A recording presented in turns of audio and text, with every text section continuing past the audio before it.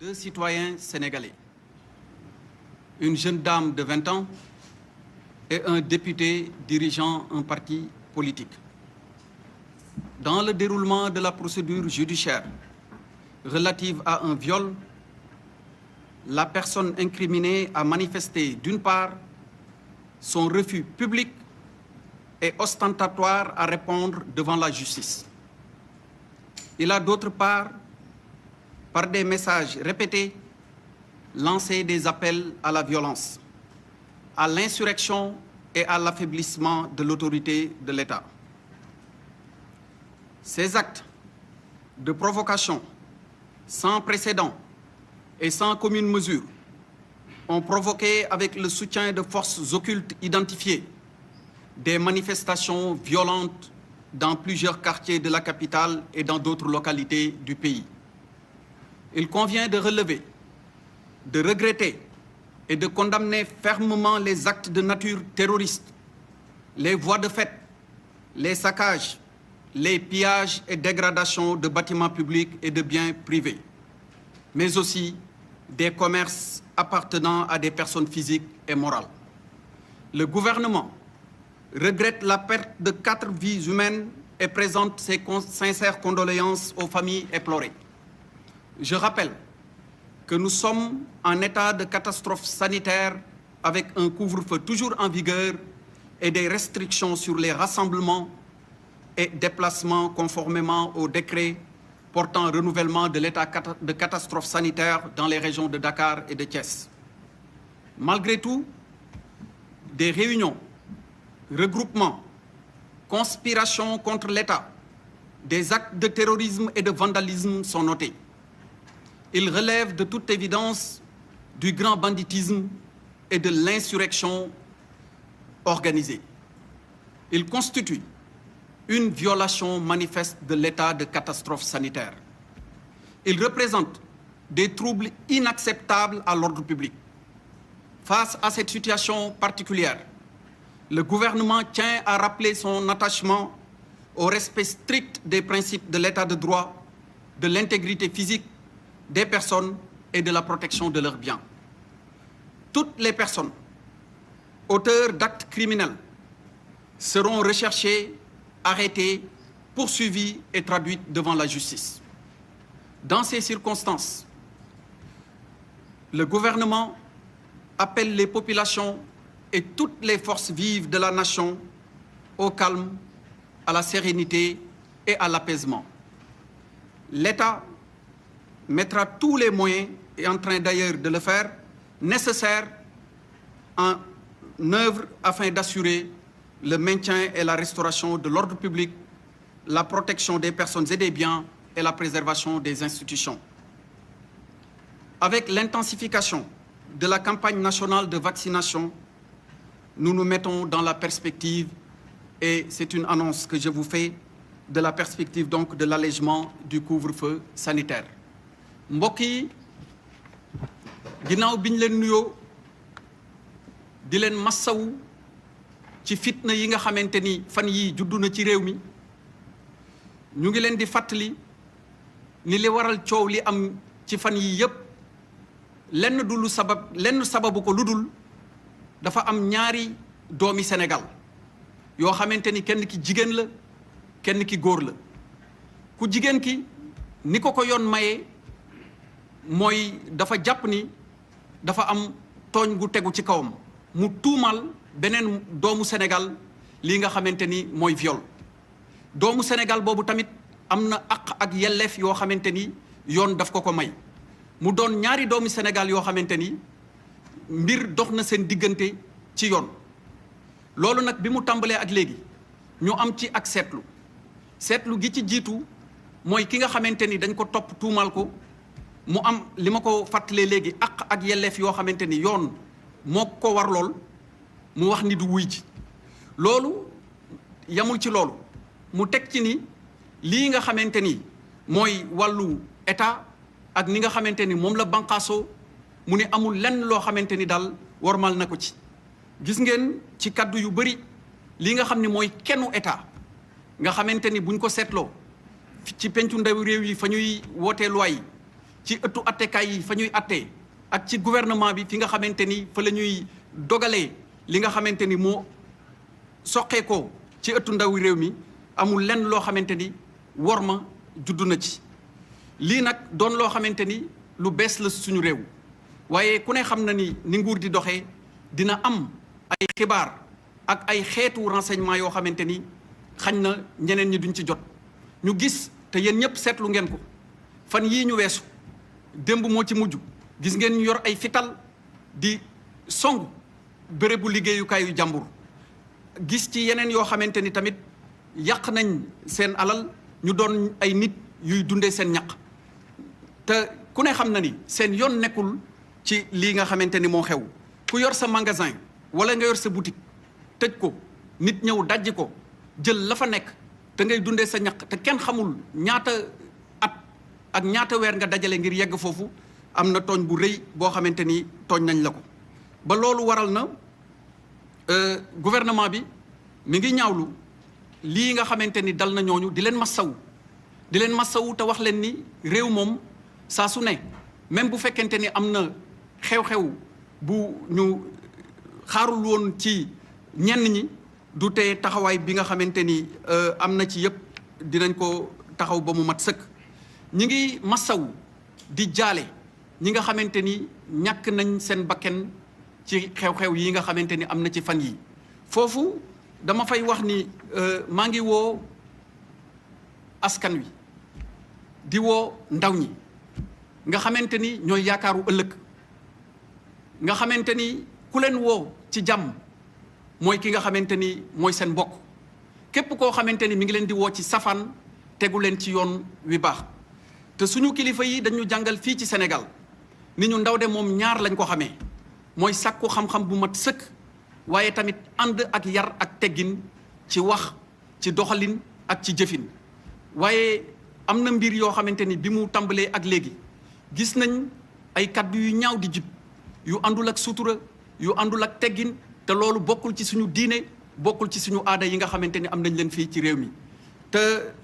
ni ma ko leeralee léegi ndaw moom mooy yaakaaru askan mooy yaakaaru ëllëg seen taxawaay ci réew taxawaay la woo xamante ni daf ñuy wan nan la suñu réew di war a mel ak nan la nar a mel ëllëg. su ma jugee ci loolu maa ngi tamit woo ñi nga xamante ni ñooy kilifa yi ndax gis nañ ci wàllu manifestation yi ñu gis fan yi ay xale yoo xamante ni bu ñu xaymaa seeni at dañ ciy gis sax ñoo xamante ni diggante fukki at ak juróom-benn la ñuy am. di woo kilifa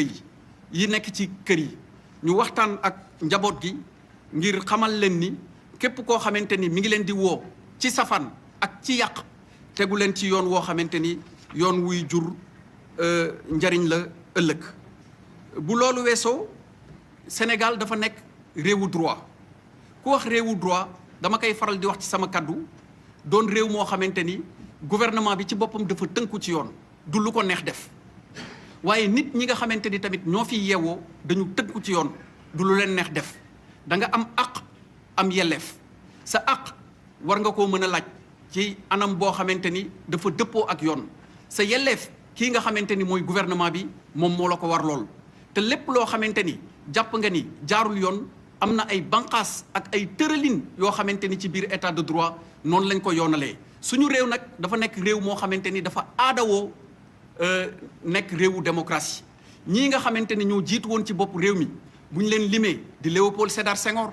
di maître Abdoulaye Wade di président Abdou Diouf ba ci tey son excellence monsieur le président Macky Sall ñoom excellence yooyu yëpp mboole seen boo leen boolee ku ci nekk am nga taxawaay bu mat sëkk boo xam ni doxalal nga ko ci réew mi indi nga sa wàll ci dëgëral démocratie indi nga sa wàll ci àq ak yelleefu doomu aadama nga rafetal ko ba ni nga xamante ni moom la ko askan wi yëpp seetloo gis ay jéego yoo xamante ni dox nga ko ci. waaye am na loo xamante ni bokkul ci suñu aada am na loo xamante ni bokkul ci suñu cosaan am na loo xamante ni suñu doxalin ci suñu biir sax daf ko dàq wax bu ñaaw bokku ci jëf bu ñaaw bokku ci yàq alalu jàmbur bokku ci jël alalu jàmbur tamit bokku ci. waaye gis nañ ñoo xamante ni fan yi seen yitte yépp mooy wax lu ñaaw yàq wala nekk ci li nga xamante ni mooy réseaux sociaux yi di ci wax yoo xamante ni tegginul may wax ndaw yi nag ni ma ko waxee woon léegi bu fekkente ni tey da nga bëgg am responsabilité ëllëg ci suñu réew am na loo xamante ni moo war a doon sa taxawaay moo war a doon sa doxalin sa taxawaay mooy sa jàng na mokk sa taxawaay mooy sa jikko na rafet sa taxawaay mooy képp ku lay woo ci loo xamante ni dëppoowul ak li nga xamante ni dafay sàmm alalu askan wi xamal ni kooku bu la waxee ni la alalu askan wi moo ko tax a jóg mën nga ci tey xel loolu nag li tax ma wax ko dama ciy woote ngir dal ak jàmm ak salaam juddu ci lii nga xamante ni moom la ñu nekk waaye nag woote jàmm woote salaam ak woote dal du tax état bi am na rôle boo xamante ni daf ko war a jouer rôle boobu nag du ko bàyyi ba mukk ndaxte dafa am loo xamante ni dafa tegu ci suñu loos te tant que état wu Sénégal nekk république day ñuy nekk ci ñi nga xamante ni ñoo nekk ci ndigalu président de la république son excellence Macky Sall ak ci kàddoom ñu koy waxee su fekkente ni ñoo ngi fii de lépp loo xamante ni war nañu ci taxawaay dinañ ko def naam ay rëq-rëq mën na am ci nit ñi ni ñu gisee wala ni ñu doxalee seen diggante ak yoon waaye loolu bis bu juddoo suñu warugar mooy taxaw ci ba lépp delluwaat ci jàmm lépp àndaat ak ñëpp àndaat ak seen sago du tee nag ñi nga xamante ni def nañ tooñ yoon ala kulli xaal daañu leen topp ndax àdduna noonu la doxee am na loo xamante ni boo bëggee nasaxal suñu banqaasu réew wax naa ko léegi ci tubaab acte terroriste gis nañ ko fi yàq alalu jàmbur gis nañ ko fi tooñ ci wàllu waxin wala sax jël ngànnaay nga xamante ni réew mi état bi moom moo am monopole bi moom rek moo ko war a utiliser gis nañ ñu ko yor di ci doxantoo loolu yëpp nag moom dinañ ci taxaw bu soobee yàlla bala may daaneel damay wax ni baamtuwaat ko ndaxte lu tiis la lu metti la am na ñu ñàkk seen bakken ñooñu ñàkk seen bakken ñu ngi leen di massawuwaat di ñaan suñu borom xaare leen àjjana am na lu fi xewoon fan yii ci ginnaaw muy état de catastrophe sanitaire monsieur le président de la république décrété ko li xew ci àdduna tey du suñu réew rek la xew ku ne mën nga ci am sa xalaat mais yéen a ngi jàpp télé yi yéen a ngi jàpp rajo yi suñu mbokk sénégalais yu bëri ak ñi nga xamante ni ñoom lañ bokkal àdduna bi ñàkk ci seen bakken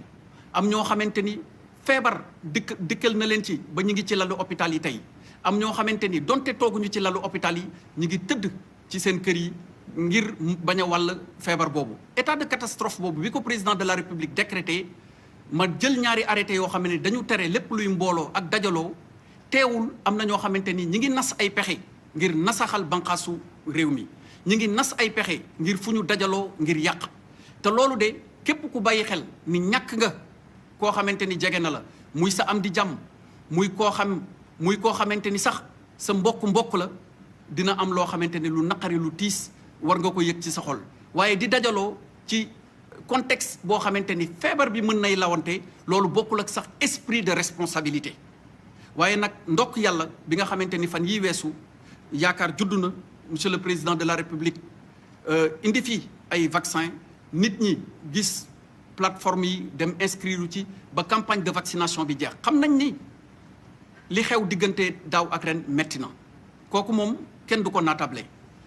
metti na ci bitim réew ña fay dëkk waaye metti na ñun ñii nekk ci réew mi ni ñuy dundee ndaxte juróom-ñeenti waxtu ñu ni la da ngay dellu sa kër am ñoo xamante ni ci seen liggéey daanaka juróom-ñeenti waxtu lay tàmbali am ñoo xamante ni saa yu ñu xëyee su ëllëgee ci la ñuy war a lijjanti li nga xamante ni moom la ñuy suturloo lu metti la waaye comme li olof di wax bala nga ni naam nekk fa te wér gi yaram ak jàmm loo ko tëkkaleel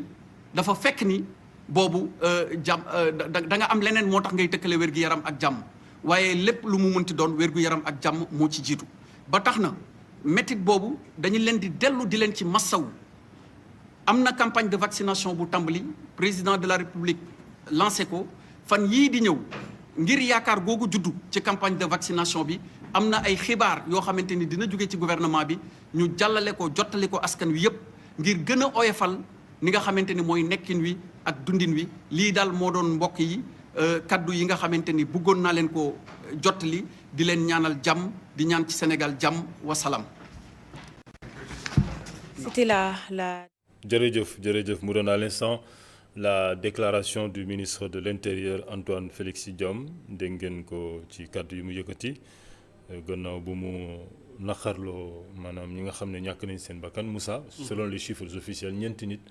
jot nañoo ñàkk seen bakkan ci li nga xam ne moo di manifestation yi di bilan bu diis nag. di bilan bu diis boo xam ne Sénégal toog na lu yàgg xamul li ni mel ba